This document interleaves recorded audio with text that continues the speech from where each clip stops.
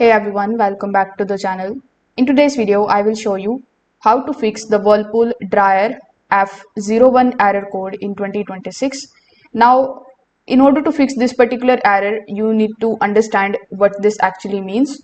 So, F01 error usually means that there is a main electronic control board problem.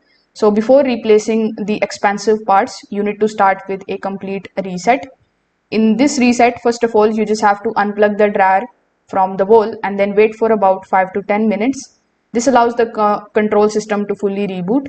After that, you just have to plug the dryer back in and test it again. You can also press this power button over here and then wait for further 10 to 30 seconds, and then you just have to simply wait for the restart. Now, if in your case, after doing this restart or this reset, the error disappears, it means that the issue may have been a temporary electronic glitch.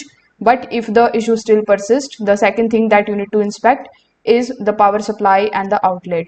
So power irregularities can sometimes trigger the control board faults. So you just have to simply check the wall outlet voltage and the power code conditions. Loose or unstable power can confuse the control board. So you just have to make sure that the control board or the main board is functional. Now you can also disconnect the power before inspection.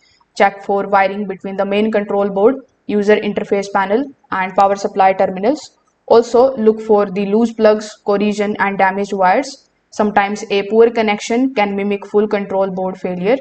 So if this video helped you out, make sure that you like this video and subscribe to the channel. Thanks for watching.